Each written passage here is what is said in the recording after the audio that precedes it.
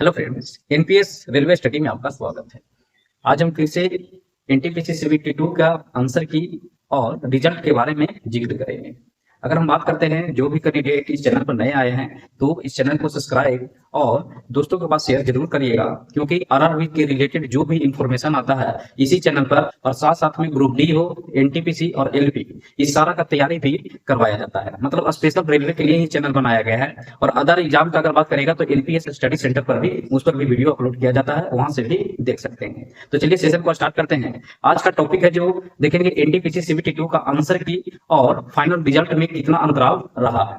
अगर हम बात करते हैं पीछे के, देखिएगा तो पीछे टेक्नीशियन का भी हुआ था, ग्रेड 3 हो या ग्रेड 1 हो, फिर एलपी का भी हुआ था, सीबीटी 1, सीबीटी 2, और फाइनल में कितना टाइम लगा था। उसी हिसाब से एनटीपीसी सीबीटी 2 का भी देखेंगे कि आंसर की आने में कितना समय लग सकता है, एक मैक्सिमम। और अगर हम बात करते हैं कि इसका रिजल्ट देने में कितना एक मैक्सिमम डेट ले सकता है।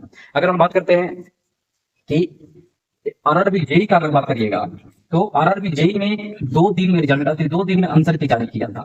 आरआरबी जेई 2 दिन में आंसर की जारी कर दिया गया था। उसी हिसाब से अगर बात करेगा एलपी सीबीटी 2, तो एलपी सीबीटी 2 तो 1 दिन में ही आंसर की जारी किया है। एलपी सीबीटी 2 1 दिन में ही आंसर की जारी कर दिया था। फिर बात करेंगे एनटीपीसी ग्रेजुएट का, तो ये सीबीटी 1 का है, ये सीबीटी क्या है तो 1 का है। सीबीटी 1 देखिएगा तो 5 दिन का समय लगा था। अगर हम बात करते हैं एनटीपीसी सीबीटी 2 का, तो इसके क्या अनुमानित हो सकता है, समझे गए।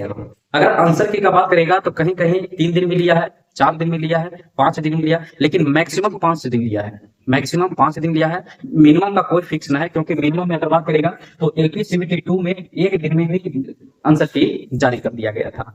तो इसी हिसाब से देख लीजिएगा कि 1, 2 और मैक्सिमम 5 दिन के अंदर आपको आंसर की देखने को मिलेगा। मेरे हिसाब से तो अगर एनटीपीसी सीबीटी 2 का अगर बात करेगा तो मात्र 2 शिफ्ट का है, और उसमें करना कुछ नहीं है। आंसर की हो सकता है कि आज नहीं तो कल या 2 से 3 दिन के अंदर में आंसर की जरूर आएगा।